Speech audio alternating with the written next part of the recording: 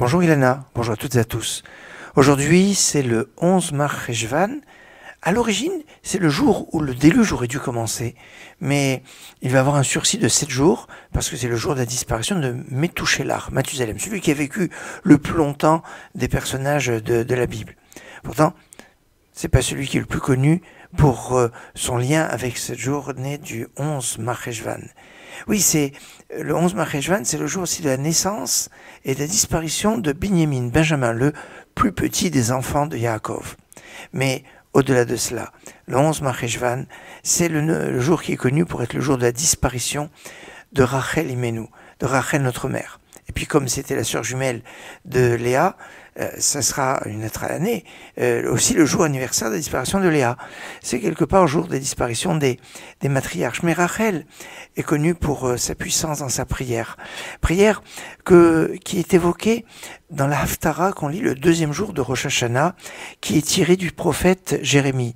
Et si on a l'habitude de connaître le prophète Jérémie comme un prophète de catastrophe, un prophète qui évoque les lamentations de Jérémie, les jérémiades, comme on peut le dire, eh bien, du chapitre 30 au chapitre 33, on a les passages, les 24 passages de consolation du prophète Jérémie. Et donc, au chapitre 31, au verset 14, eh bien, on nous parle des pleurs de Rachel.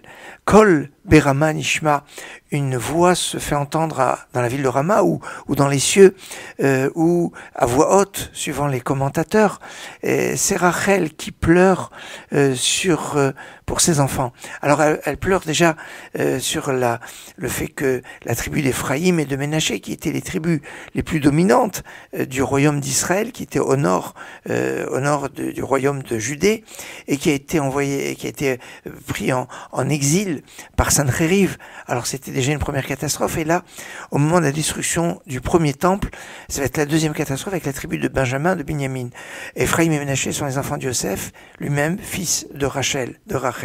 Et Binyamin, c'est le deuxième fils de Rachel, et la tribu de Binyamin va partir en exil, et elle va partir sur le chemin en passant par Bethléem, là où est enterré Rachel, et justement à cet endroit-là, pour être sur le chemin de l'exil, et que quand elle va argumenter auprès d'Hachem, auprès de Dieu, alors que tous les autres patriarches n'avaient pas obtenu une réponse d'Hachem, Rachel va pleurer et Dieu va dire « Rachel, sèche tes larmes, pour toi, je ferai revenir tes enfants sur leur terre. » C'est un jour aujourd'hui très propice pour les téphilotes, pour les prières, par le mérite des matriarches, de toutes les matriarches, et notamment de Rachel Imenu, de notre mère Rachel, un jour très spécial.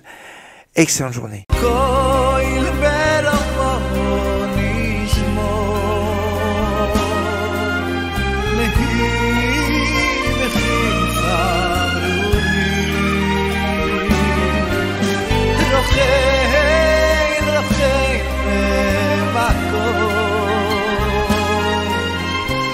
Vakol